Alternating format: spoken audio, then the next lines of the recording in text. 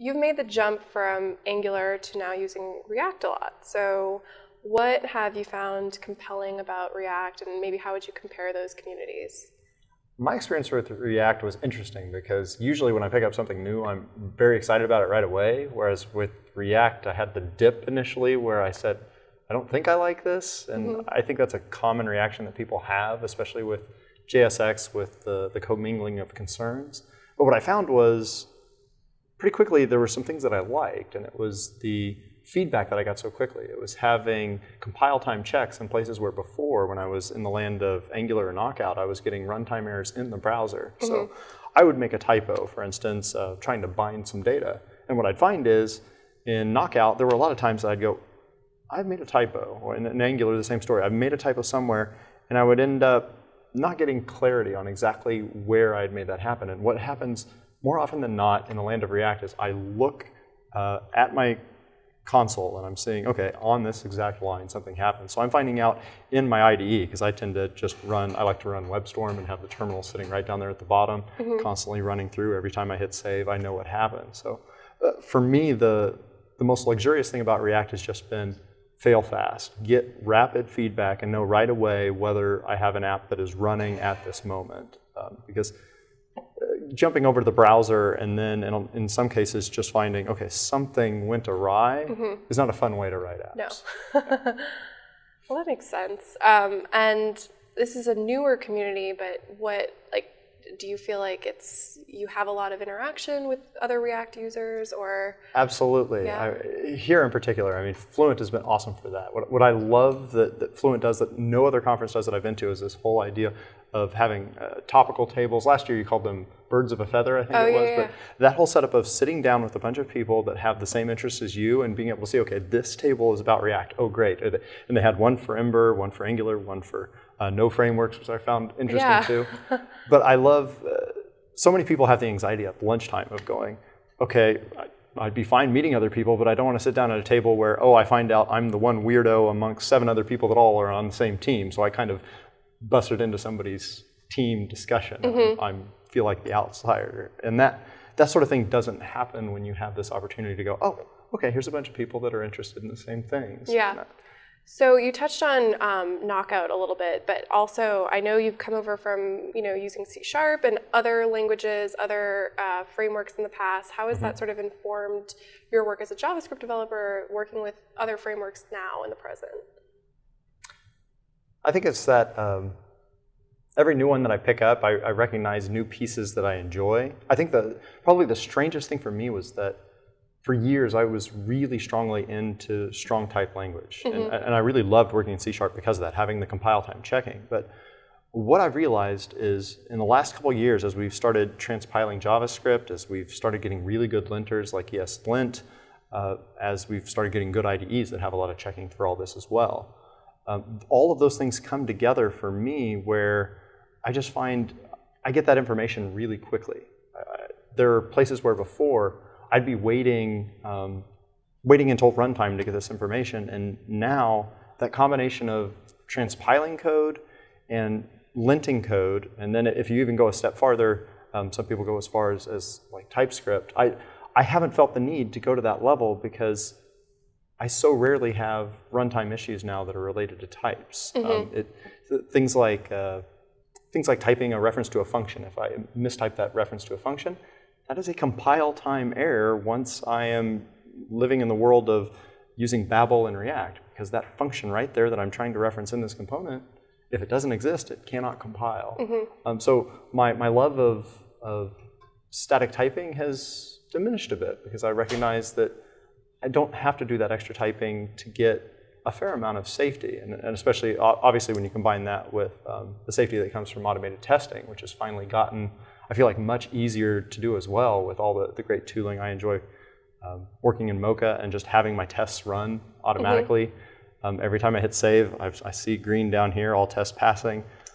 That's a warm, comfy blanket. I mean, it's a good feeling to know, okay, yes, I can continue. I'm in a good spot.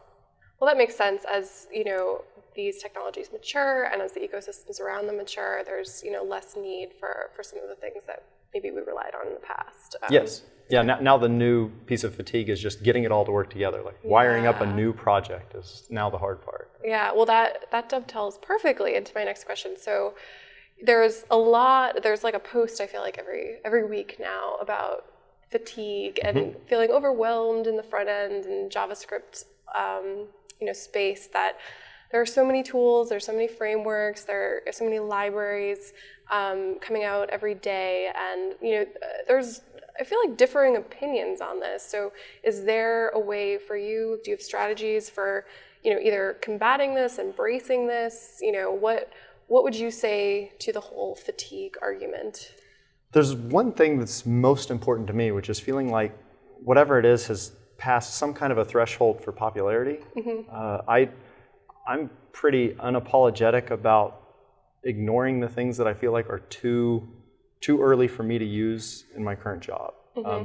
There's no denying that there's all sorts of interesting developments coming out every day, but I find a lot of the good stuff tends to bubble to the top either way. And if I go to 3 or 4 conferences and I'm seeing everybody's talking about this, now I'm starting to get more to that point. And thankfully, I go to a conference once a month or so, so it doesn't take very long for me to go, yes, we've clearly got a big trend here. But I mean, that sort of thing happens. Yesterday, I did a talk on React and Flux, and people come up afterwards and they ask me, well, what about Vue? Well, what about Mithril? What about Riot? And all these alternatives that are similar, sort of, I don't want to call them also rans, but they are doing some interesting things that are very similar. And you can spend a lot of your productive time trying to keep up with the treadmill of all these rather comparable alternatives. So the thing that I think about is, how is the community, how's the support, how likely is this to be around in a couple years? And that's a lot of why I feel like, for me, the choices came down to Ember, Angular, React, or the big three that are quite obviously something that I can rely on for years to come. I mean, especially you look at React, you have Facebook, which has over 10,000 components in production, being one of the largest websites in the world. It's a very safe bet for me. So these other things that are out there, in so many cases, it's cool, it's interesting, it's innovative, but if it's a single individual that's supporting the project, I don't feel comfortable putting that in production. And that's true of a lot of people that are working in larger organizations where you've got to sell it up the hierarchy. So that makes sense. And do you find that the questions you get, like you're saying yesterday in your workshop, do you find that maybe is it divided in terms of younger or junior developers kind of not knowing, or? Yeah, I think so.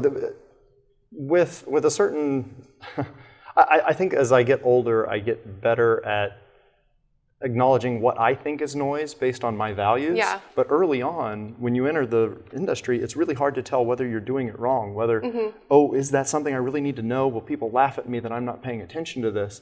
So dividing what is signal and what is noise is a skill set like anything else. And early on, everything just looks like signal until you can start to go, okay, what is my framework for deciding whether something's worthwhile? And for me, that popularity piece, that kind of critical mass, this feeling like I can bank on it for, I mean, in JavaScript, saying you can bank on anything for years is really hard. There's a very small number of things that I feel like I can say that with.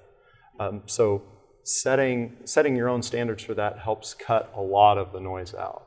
That makes a lot of sense. So to finish up, I guess, what tools or people or topics are really interesting you the most right now in the web world? As far as people go, I obviously follow a lot of people in the React space. I'll say Dan Abramov is somebody that I really respect.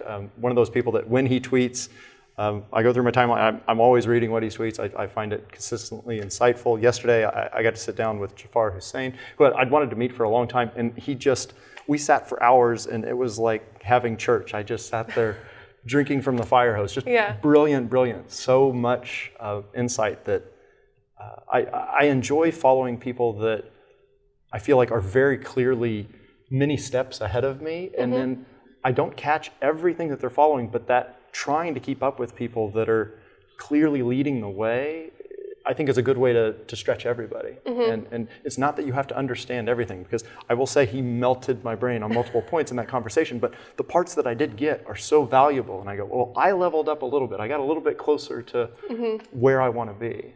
So I find Twitter is a really valuable resource. And I mean, we were talking about this last night, that you've got to be careful about who you follow. If you get too long of a list, you're going to find noise. So decide really clearly what you want to get out of it, and it'll be useful. As far as other resources, I love O'Reilly's list. This sounds like I'm not being honest, but I really do. I mean, I read that email. We didn't pay you to say this. Yeah. No, you did not. I seriously do, and I've tweeted about it before, that list once a week I find has a lot of really good information that helps me out. It's a nice condensed list of what has gone on in the last week. Great. Keeps me plugged in. Well, thanks so much for joining me today, Cory. Thanks for having me.